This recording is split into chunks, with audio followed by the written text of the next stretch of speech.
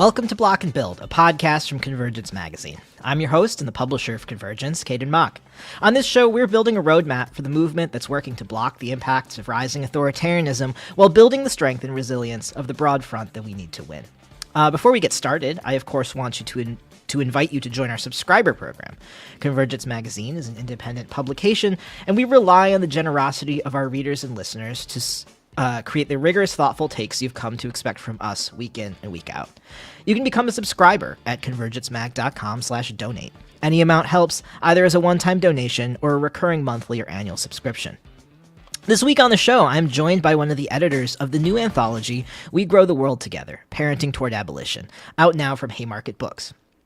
Maya Schenwar. The book brings together a collection of voices from activists, organizers, incarcerated folks, and their families, revealing the complex ways we live out abolition in our daily lives through parenting and caregiving. But first, these headlines. It's a new year. 2025 is off to a hell of a start, which I guess we knew it would be, but not all of it is exactly what we expected. As we record this show, multiple wildfires are still raging in the Los Angeles area. At least 5 people have died as the fires continue to burn. Living in Northern California, it's hard not to watch these fires with a sense of foreboding. Wildfires in January are simply not normal, and the fact that Southern California has received pretty much zero rain this winter is a reminder that with climate change, the last few wet years that we've had up here in Northern California are likely an anomaly as opposed to the rule. Part of also why it's been so hard to watch is the fact that with these fires still raging mostly uncontained, conspiracy theories are already boiling across the internet. Well, for those of us with actual friends and loved ones in Southern California, our feeds have been filled with harrowing stories of escape and loss, but there are plenty of other people around the country who've been inundated with content repeating some very spurious claims about where the fires came from, what has made them so bad, that kind of thing.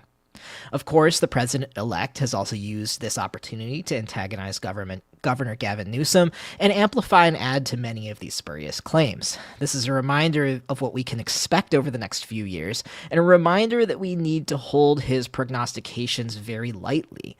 Don't lose sight of the fact that millions of people are being affected by this disaster right now, and they need our solidarity. We'll put some links to some calls for mutual aid and other information that might be helpful to Southern California listeners in the show notes, and we're sending our support and solidarity to all of those folks affected by the fires. Next, there's been a lot of news about Meta over the break, and I've got to ask, is Meta, the mega tech conglomerate that brings us Facebook, Instagram, and WhatsApp app, are they okay? This week, the tech giant announced that they've named Ultimate Fighting Championship CEO, Trump simp, and misogynist Dana White to their board, a man who just a year ago was documented slapping his wife in public, and whose job duties literally include being a rape apologist. When Meta staff spoke out about this on the company's internal social network, those comments were deleted by HR, who claimed that the very reasonable and actually incredibly civil complaints were in violation of their internal community agreements. The fact that this is coming out at the same time that Meta announced that they're getting rid of fact-checking and altering their moderation policies specifically about immigrants and trans and queer people, not that these policies really did that much in the first place, in order to keep up with the so-called changing discourse, reveals what insipid followers these supposed leaders of the Silicon Valley giant actually are. The policies are and were always a fig leaf covering the rotten core, and now they're cozying up to the incoming Trump administration while parroting its lines. And the thing of it is, everything that's been happening at Meta recently points to the fact that Mark Zuckerberg is floundering to find a new idea. Any new idea that will keep people using his atrophying platforms. The company has always sold bullshit and continues to sell bullshit, and what's clear is that many people have simply had enough. Finally, and I think that the observations about the difference in the way that people are treated by the system of criminal justice and incarceration is relevant to our main topic today. 34-time felon and President-elect Donald Trump was sentenced for his crimes earlier this morning after the Supreme Court decided late last night that he could no longer use the excuse of, "but I'm the president," to kick the can down the road. His punishment? Nothing. Absolutely nothing. More specifically, he was granted, quote, unconditional discharge, which means no jail time, no probation, not even a fine. As an abolitionist, it's a little confusing to feel this way, but it is upsetting to know that he can do what he did and just kind of walk away with no consequences. The 78-year-old who retakes one of the most powerful offices in the world in just under 10 days merely has to carry the label of felon, for whatever that means to anyone at this point. It clearly doesn't mean anything to him, though it does to regular people who get convicted all the time. The average sentence you or I would face in the state of New York for a single felony is 1.5 to 4 years in prison. It looks like Nixon was right after all. When the president does it, that means it is not illegal. Now I'm pleased to welcome my guest this week to the show. Maya Schenwar is the co-editor of the new anthology, We Grow the World Together, Parenting Toward Abolition. Her co-editor, Kim Wilson, was going to be with us today, but she's being affected by those wildfires in LA. Our best wishes and solidarity are with her and her family. But Maya's joining us today to talk about the book, which is available now from Haymarket. Maya Schenwar is a friend of the pod and director of the Truth Out Center for Grassroots Journalism, board president at Truth Out, and another member of the Movement Media Alliance. Welcome back to Block and Build, Maya. Thanks so much, Cayden. There's a reason that I was excited about starting the year talking to you about the book, and I think that in a lot of ways this conversation is sort of a continuation of the way that we ended 2024, thinking about grief in our politics, because wrestling with grief is also kind of inextricable from the way that we think about and do caregiving. It's also really clear in the book, so much of both parenting and abolition is about grappling with this sort of like dual force of grief and love. And in particular, I found it really moving the way that you wrote about your beloved late sister Keely and her dreams of being a mom and an aunt, and how deeply intertwined your experience of parenting your kid is with the loss of your sister. Yeah, I just really wanted to, I don't know, thank you for like really articulating what you did in your contributions, your writing in the book. And I don't know. I just think that these things are coming up for a reason, and so I'd love to hear from you what this anthology means to you and why you think it's so essential right now. Yeah, absolutely. Thank you. So, Kim and I created this anthology because we wanted to show how care work is central to organizing. And I think in this moment, it's particularly important to remember because we're gearing up to organize against rising fascism, which is the opposite of care. The anthology emerged out of a kind of restless and chaotic period in my life. So, my kid was a toddler during the 2020 uprisings, and that's when the kernels of the book began to form. And I was feeling guilty about not being able to go to as many of the protests as I otherwise would. And I was also freshly grieving the death of my sister, as you mentioned. She died in early 2020 of an overdose.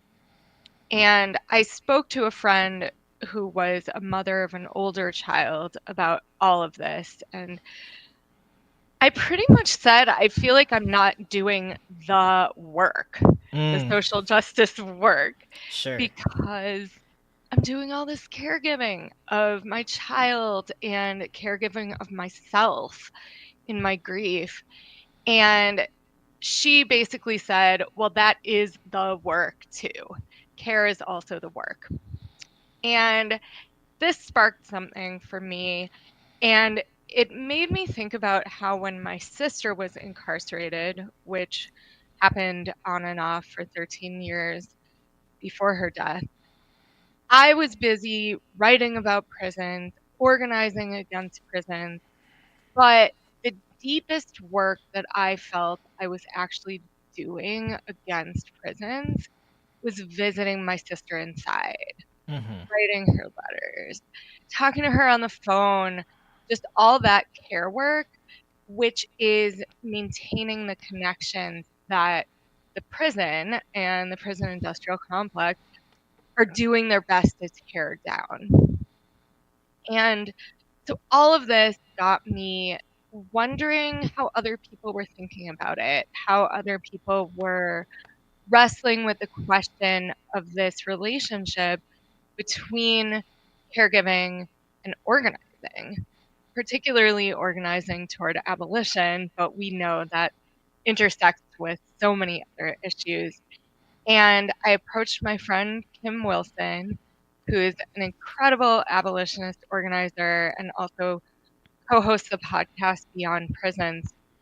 And I wrote her like a 25 paragraph email asking her to co-edit the book, and she just wrote back, yes. I wish she were on the show with us because that's her vibe. So Kim is this longtime organizer against prisons and also is the parent of 3 adult children, 2 of whom are incarcerated.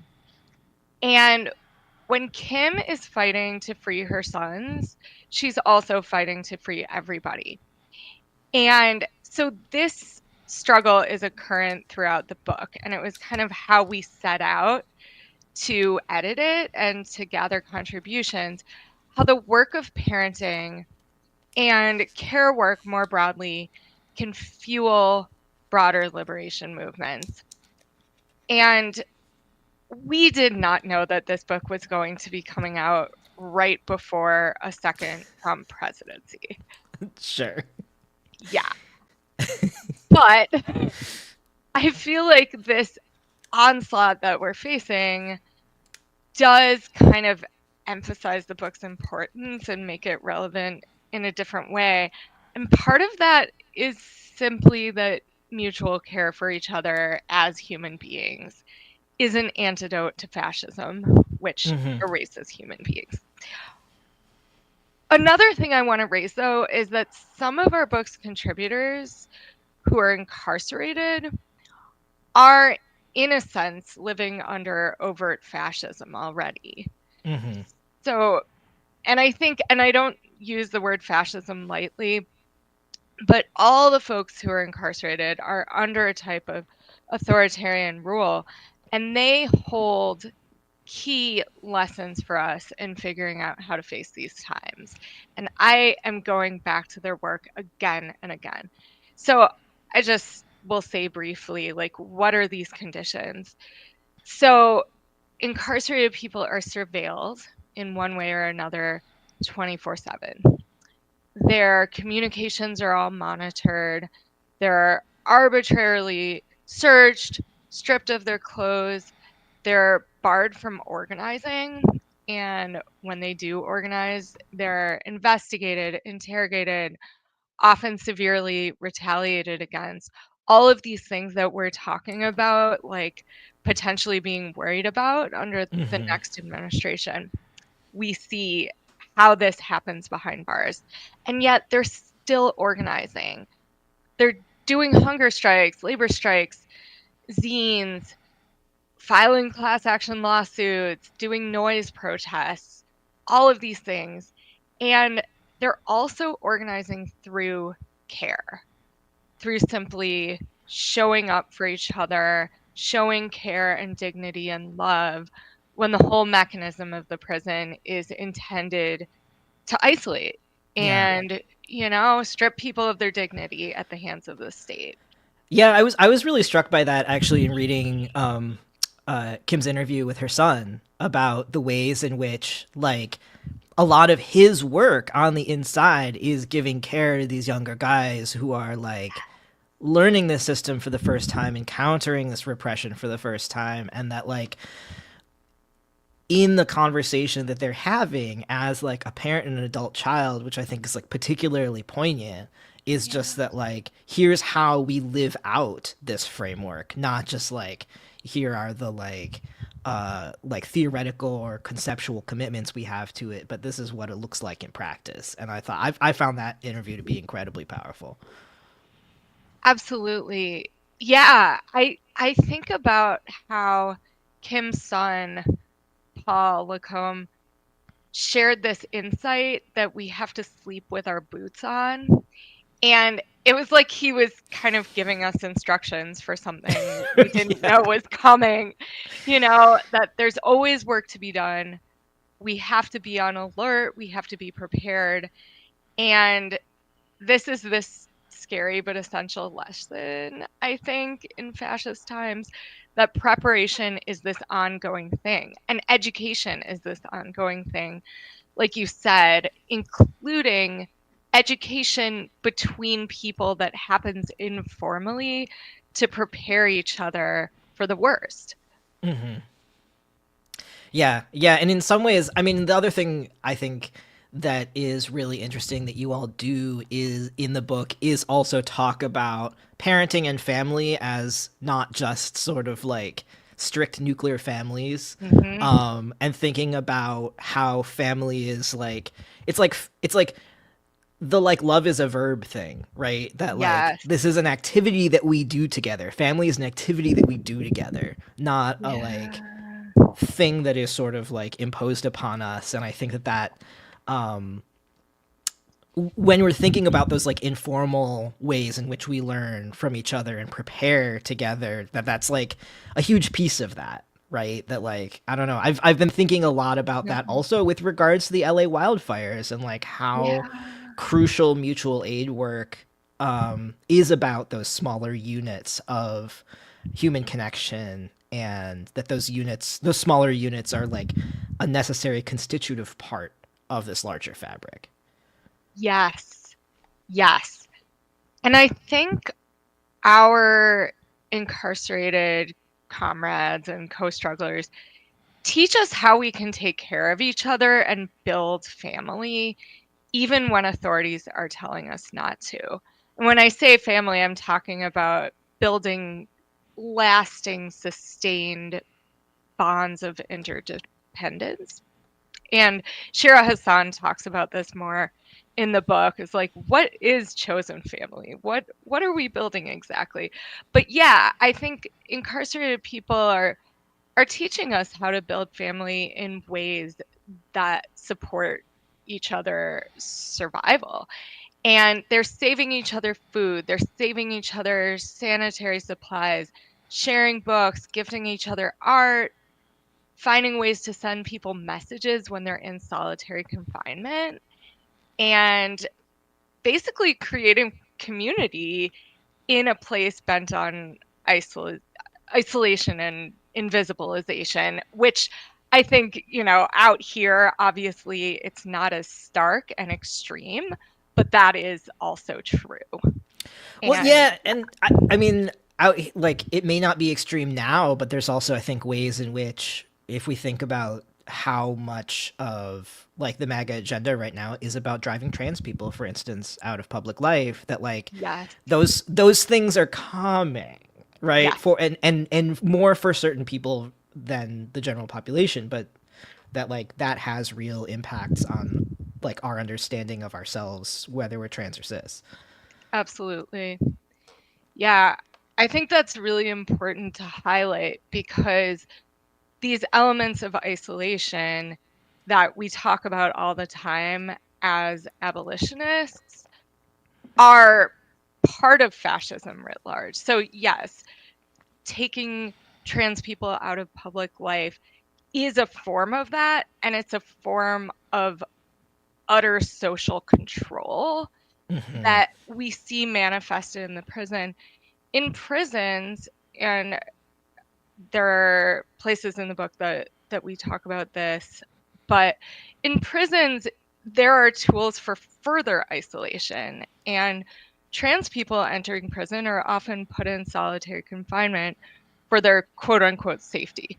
Right. So, and that's another thing that we see coming up out here, is this use of the idea of safety to justify absolutely everything. And one thing we're trying to do with the book is counter that with its opposite, that safety actually comes in connection, in community, in intentionally building family. That's great. One thing I also wanted to ask you about is sort of what the process of putting this book together was, because you mentioned in the introduction that you all didn't sort of approach these writers with specific parameters. And I think it's also interesting that it's a mix of folks who, I mean, it includes a child, right, with an incarcerated parent, like a small child with an incarcerated parent. But, you know, there are also contributors that I think a lot of our listeners will recognize by name, you know, Ruth Wilson Gilmore, Bill Ayers, Bernadine Dorn, Adrienne Marie, and Autumn Brown, like folks, and Shira also. I mean, just folks that have been part of forming and informing contemporary abolitionism as like a like practice, as a conceptual framework. But I'd love to hear a little bit about the process of putting this together, how you did work with writers, and how this narrative through line kind of came together as you were putting the book together. Yeah, definitely. So we knew that it had to be an anthology, and part of that was kind of a lofty conceptual reason, which is that abolition is a collective project, and we really want caregiving to be a collective project in our ideal universe. But then also, I'm not an expert on parenting. Who is? And nobody is. And that's part of the point, right? It's like nobody is. There are people telling us that they're experts on parenting. That's right. Do what they say. But every kid is different. Every context is different. Different communities have different systems stacked against them, which often are not taken into account in any of this parenting advice. So what we decided to do was reach out to a whole bunch of abolitionists, some of whom you mentioned. We also reached out to Miriam Kaba, said yes. Dorothy Roberts said yes. Victoria Law. Like, we reached out to all these people within our abolitionist organizing circles. And then we reached out to folks inside. The amazing Erica Ray wrote a piece. Some formerly incarcerated organizers like Demaria Monday wrote an amazing piece. And EJ, who's 6 years old, wrote a great piece about having a father in prison. And what we did was we thought, who do we want to hear from about care and in connection with abolition and prisons? And we did not assign people topics. We got very, very nervous because they would all write the same thing. I was definitely stressing out about this. And I know, like, I had this idea, like, well, you know, people have a common conception of abolition that we've all developed together. And what if everyone just reiterates that? We're like, great, thank you very much. But when the essays started coming in, they were all remarkably different. And I think part of this is because everyone is coming from their own vantage, and people had to really dig in and think about their experience as opposed to just their analysis. And some people told us this was the hardest thing they ever wrote. Harsha Walia was like, thanks a lot. It's so difficult. But her essay is amazing, you know. And yeah, I think sometimes thinking about how we are making decisions in our day-to-day lives with things like care work and relating to children and building chosen family, that kind of thing in relation to our values is sometimes a challenge to write about, let alone do. But yes, we brought all these essays together, and even though people wrote about very different things, there were a few clear narrative through lines, I would say, that emerged. And one strand that runs through the book is articulated, I think, by Heba Goyed, who writes about parenting toward abolition in the context of Palestine. And she talks about how for Palestinian parents, just the act of loving one's child is done under these conditions of apartheid, occupation, genocide, and taking into account those conditions, love fuels resistance. And I think that idea of love fueling resistance is a through line that runs through the book and touches on things like Dorothy Roberts' essay, where she's talking about how mothers are turning state violence against their kids into a driving force to mobilize against the family policing system and foster care system that's stealing their children. And so their deep love for their kids is fueling their organizing for everybody's kids. And similarly, Ruth Wilson Gilmore writes about a group in Los Angeles called Mothers Reclaiming Our Children that was a response among mothers in California to the system locking up their sons.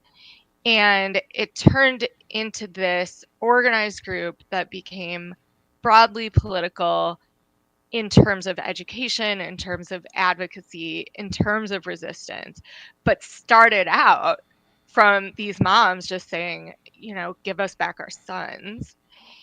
And so many parents and caregivers in the book are talking about how the fierceness of their love for their kids made them more viscerally driven to protect all kids, all caregivers, all people, which moves them to fight for their incarcerated co-strugglers and so on. So this idea of love fuels resistance, I think, is one definite theme. I think another one you brought up earlier is this theme of collectivity beyond this thing of simply a parent-child relationship. Yeah. Yeah. And I think part of what we're doing is calling for a different kind of society. Yeah. And, fundamentally, yeah. This little thing. But one of the interviews in this book is an interview I did with Miriam Kaba about children's books and using children's books as abolitionist tools. And Miriam often talks about this idea that everything worthwhile is done with other people. But there's this normative expectation in many of our settings that one or two parents is basically going to bear the entire responsibility for raising a kid or multiple kids. Very common assumption, yes. Right? And so a number of authors in the book talk about what it would mean to shift toward viewing all children as our children. This is something Miriam talks about. Yeah. And what would that mean in looking toward Palestine? What would that mean in looking at these draconian policies around trans kids? What is that going to mean in looking toward children of incarcerated parents or incarcerated children? Because plenty of children are still incarcerated. So we sit with these kinds of questions. And then there's just the practice. Like, a lot of the authors in the book are trying to parent collectively, or at least do more collectivism in their parenting. So Nadine Neber talks about like forming this parent university with other radical parents and trying to bring their kids together every weekend and do projects and build something that you can fall back on, like an actual community. Bill Ayers and Bernadine Dorn talk about this collective child care that they were part of, which sounds like a utopia that I want to exist in my life. Oh my God. Like, I'm not a child, but yet would love to attend this collective child care facilitated by Bill Ayers. Well, I mean, that stuff is so, I think what's so rich about the book is the way that, like, those things are so clearly interleaved with these like deep reflections on the nature of society. And like it did that chapter in particular also made me think about how like when I was a toddler in like the late 80s, my parents had me in like a co-op preschool that like similarly Oh, I actually after my mom passed away in 2020, I found like some papers from the co-op preschool that were like, here are the roles that all the parents are taking and like here's whose turn it is to bring lunch for everybody. And some of the names of the kids I was like, oh, and I continued to be friends with that kid like basically through high school, like wow. it was one of those things where I was like, oh, like these sort of like remaking society utopian dreams don't have to come from, I mean, super radical people, right? Like, I mean, my mom was Right. like an SDS person in the 60s, but like, she was also pretty like as like an adult, as a professional adult, was like, I'm gonna like do the nuclear family thing. Yes. But Yeah. like they can run alongside each other in these ways that don't that like, and they in fact need to run alongside each other, which is one of the things that Yeah. sort of struck me about a lot of the writing.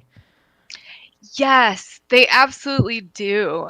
And then I think, and that's so beautiful. I'm thinking about little Cayden in the co-op daycare and how amazing that is. And right, it's not this all or nothing thing. It's like we're all existing in this society that's trying to put us in these little nuclear silos. So what can we create that pushes back on that? What can we imagine as part of a broader society that would push back on that? And like what experiments can we try? So Victoria Law writes about creating this informal collective in New York that was kind of a gentle pushback against the fact that all of the organizing communities were just not places that kids could be. Yeah. So you had a kid, and then people are like, all right, see ya. And so she helped create this collective that did things like childcare swaps, but also pushed the local activist groups to provide childcare and to welcome kids at meetings and events so that you actually could do that thing instead of saying, oh, wouldn't it be nice if I didn't have to just exist in my nuclear family? But society is not that way. So yeah, just thinking about like those kinds of experiments on the left. And I love in Shira's interview how she's talking about building queer chosen family apart from thinking about kids. And this is one of the pieces I reread the most these days. And she quotes this longtime chosen family member of hers, Il Weaver. And Il Weaver says, abolition is not only about dismantling the prison industrial context, it's also about building the world we want to see. And chosen family is one concrete way of how we're doing that. Like, that's one of the ways that we are doing that part of abolition, the building part, which I think also ties in with the name of your podcast. Yeah, I really appreciated Shira's piece. I mean, in particular, also as an adult who I don't now have a kid of my own, but that like I Yeah. am part of a larger like family constellation where like we take care of kids. Like my Yeah. partner is a parent, and like I'm a non-parent caregiving adult in his life, Yeah. and like just thinking about. I don't know. It like we actually in our relationship often talk about this, that like it's actually really good for him to know that I am not his parent, but that I'm here for him. Like that's actually Right. really healthy just Yes. for kids to know that there's other adults that like care about them, that are not their blood family, is actually like, I think, Absolutely. psychologically very important. Totally. How terrifying is it that the only people you could count on would be your parents?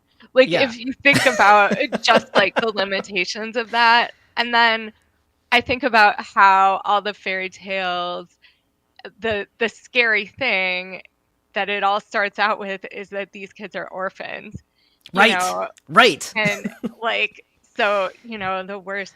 And so, but what I will say about that Miriam brings up is that in those contexts, those children will find the forest creatures and find, these different elements and build community. And so, yeah, I think that challenging ourselves to think about parenting and care outside of those structures is just one of those necessary tools, particularly right now.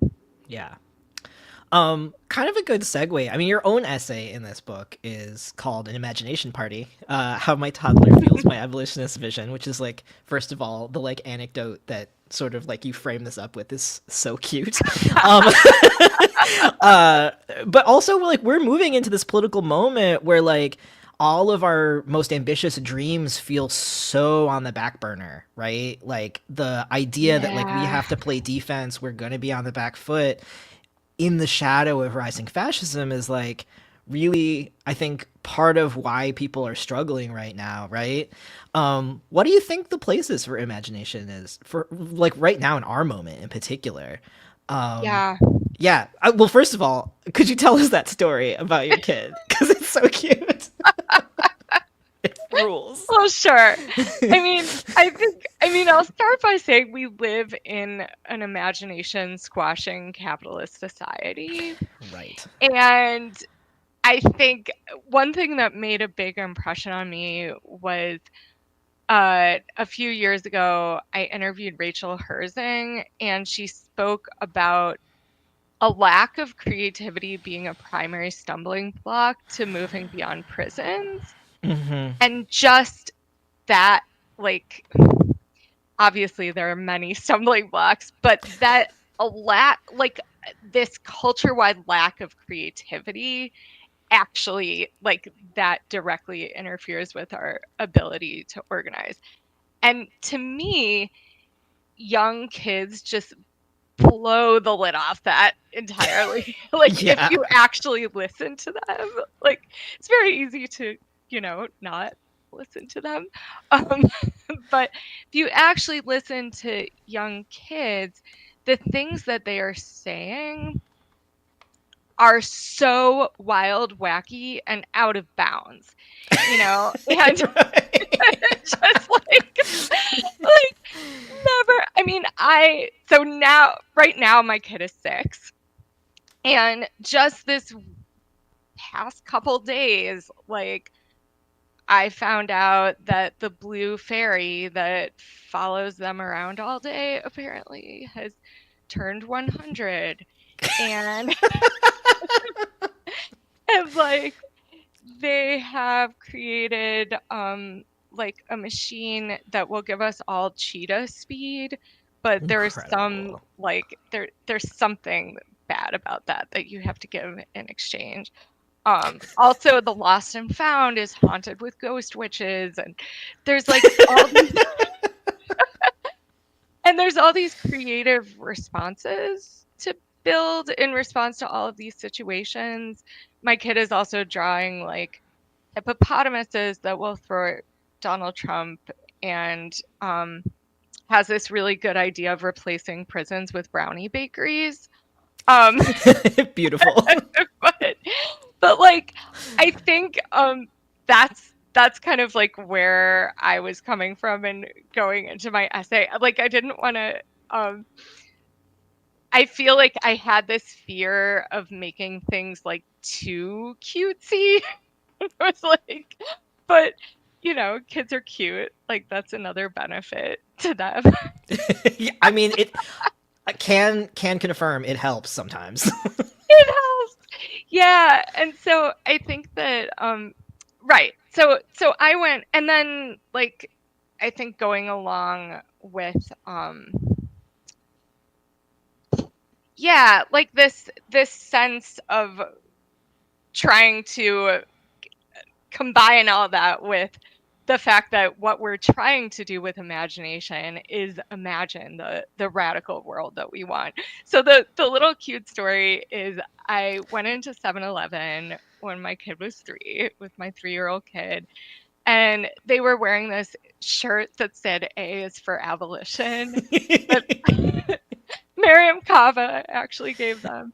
And Adorable. we're sitting there waiting in their stroller, and the cashier at the 7-Eleven was like making conversation and asked my child, "What is abolition?"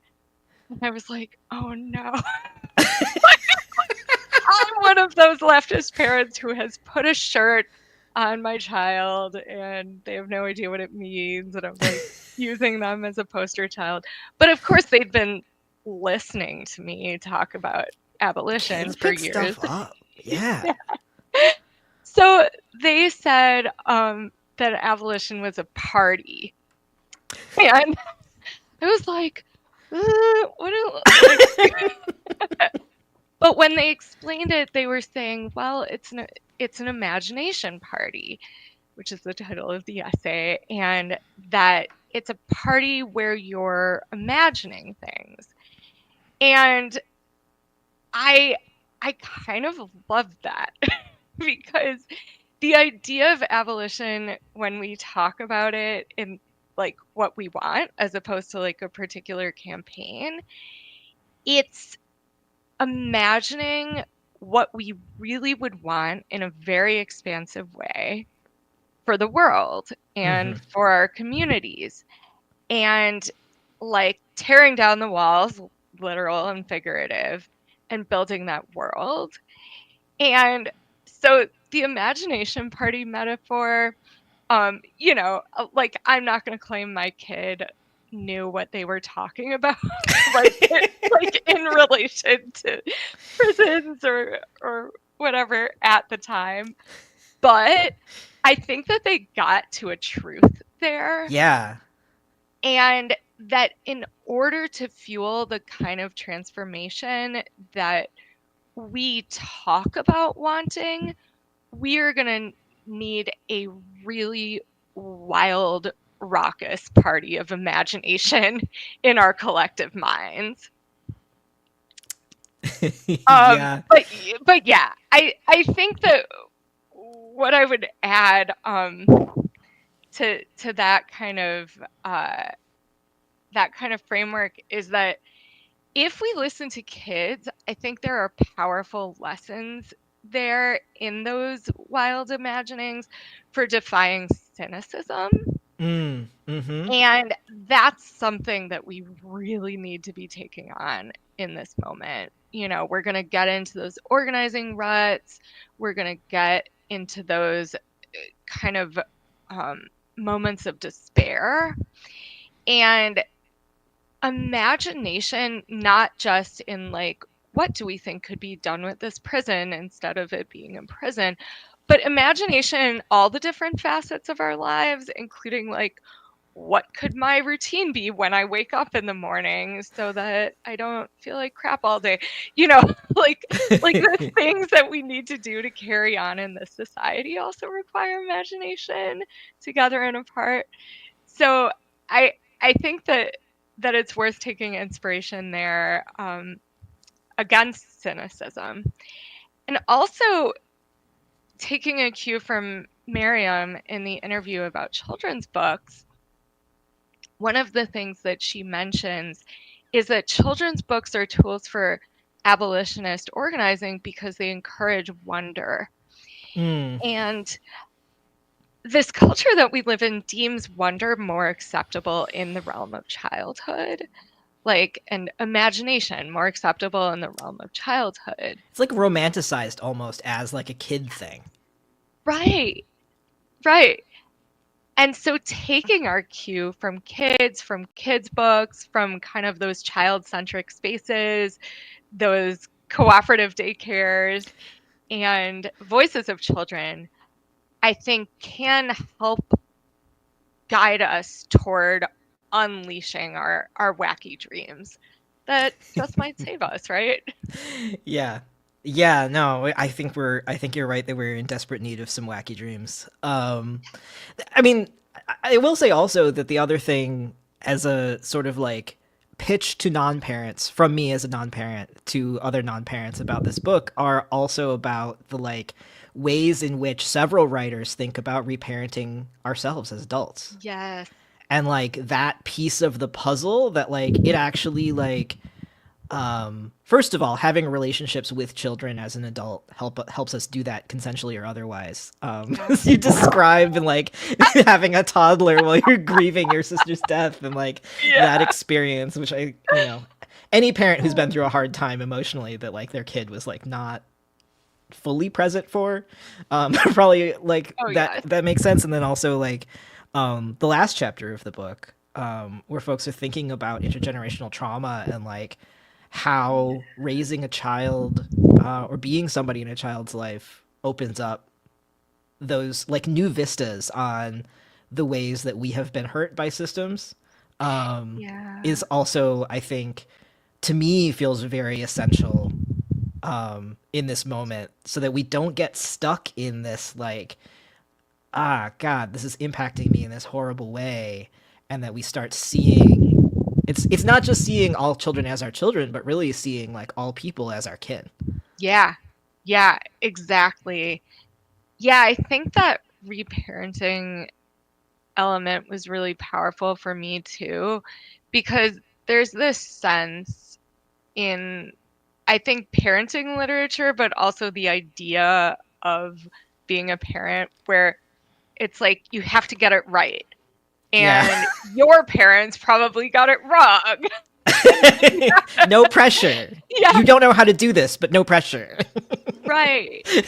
And uh, and honestly, I think we can broaden that to just relating to other human beings. We Like don't know how to every do generation, this. right? Like every generation screws it up, and then we're like, all right, now I'm in the world. Like, what am I gonna do?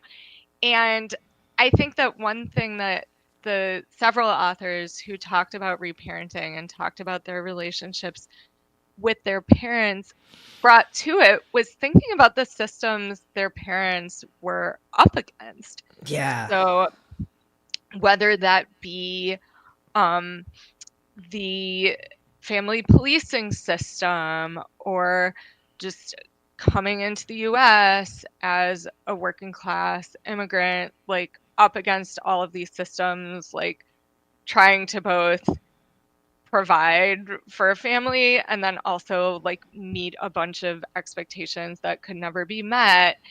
And so thinking about reparenting, not just in the sense of like my parents screwed up, but also understanding the conditions that they were parenting under.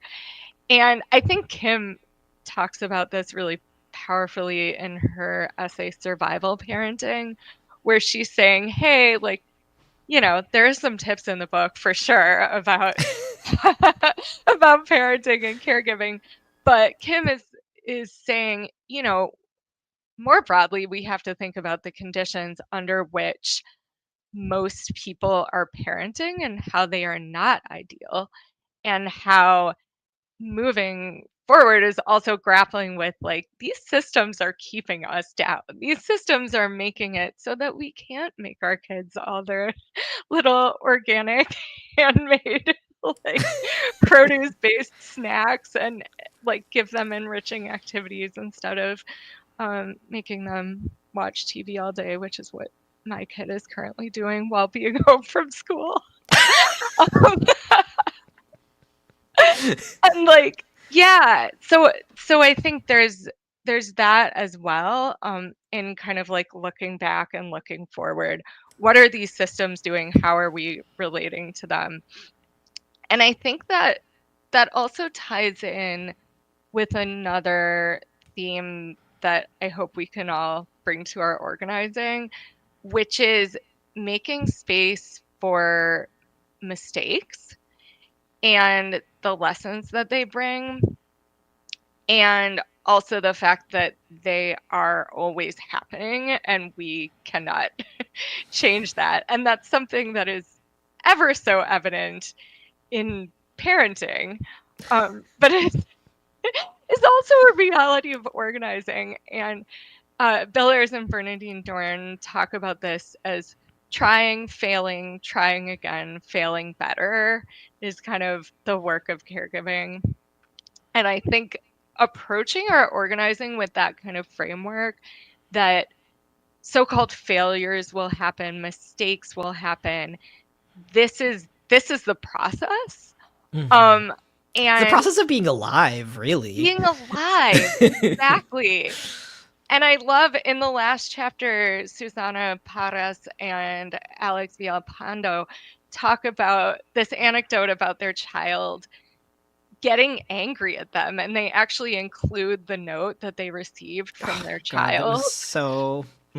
Yeah, and their kid is expressing anger and isolation, and they look at this and share it openly and view it as a parenting win. They're like, well, clearly we did something where we made our child feel hurt, and we feel terrible about that.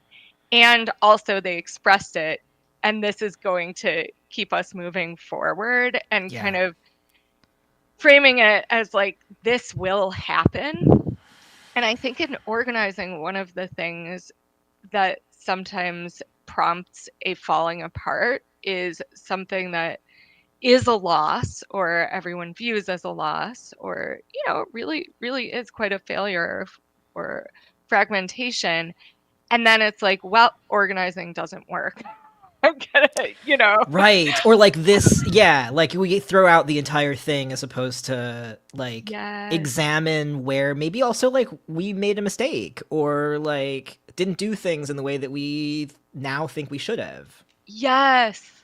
Yeah. So Dylan Rodriguez writes in the book, I love his essay, and he writes about how sometimes he finds himself exhibiting the tendencies of a cop or a prison guard in relation to his kids. And he's, an ardent abolitionist. And he says he's saying this not as a confession or some sort of like big reveal, but actually an attempt to push back on righteousness. Like, you can be some kind of like Mm-hmm. perfect abolitionist, perfectly applying your values all day long. And instead, I think thinking about things with an approach of humility and an idea that mistake making will always be a part of caregiving and a part of existing, and therefore also a part of all organizing, then we can embrace that this constant trying and learning process is something that we're going to have to get really good at in these fundamentally chaotic times. Mm-hmm. Mm-hmm. Yeah. Yeah, I mean I think that is like really it's very like I find that to be incredibly grounding and like also a reminder that we're kind of operating on a longer arc than any one single victory or loss, and that like Yes. I don't know, I like in times like these I come back to this book called Finite and Infinite Games by James Carse, and in the book one of the things that he posits is that there's two kinds of games. There's a game that the goal is to win, and that's a finite game. There's like an end condition, and there's an infinite game where the goal is to keep playing. Oh, wow. And I think a lot about how actually the goal of doing small p politics is actually to keep playing, right? That like we want to keep Yeah. playing, and we want as many players who are engaging in these struggles in good faith to keep playing, and how important that is.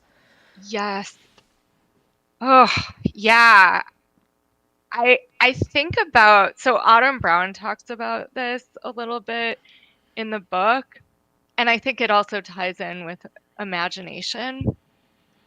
And Autumn talks about driving her kids to school and just spontaneously starting to talk about Harriet Tubman.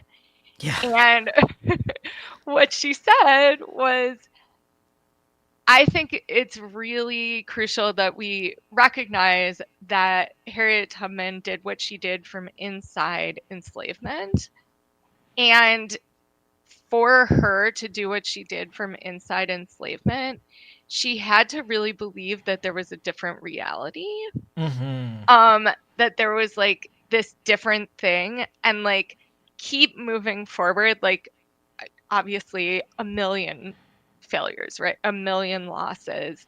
But keep moving forward. I think with that framework that you just mentioned, that we need to keep playing, and that the goal is larger than any of us, and hopefully on a longer arc than we could imagine or see. Yeah, totally. Maya, it is always a delight to talk to you. Thank you so much for joining me today. Always a delight to talk with you, Cayden. I could do it all day. The book is We Grow the World Together. You can get it wherever you get good books. I also noticed that on haymarketbooks.org, the ebook is like 40% off. It's like $6. So pick it up for yourself, pick it up for a parent in your life, and read it together. Yeah, it's a good read.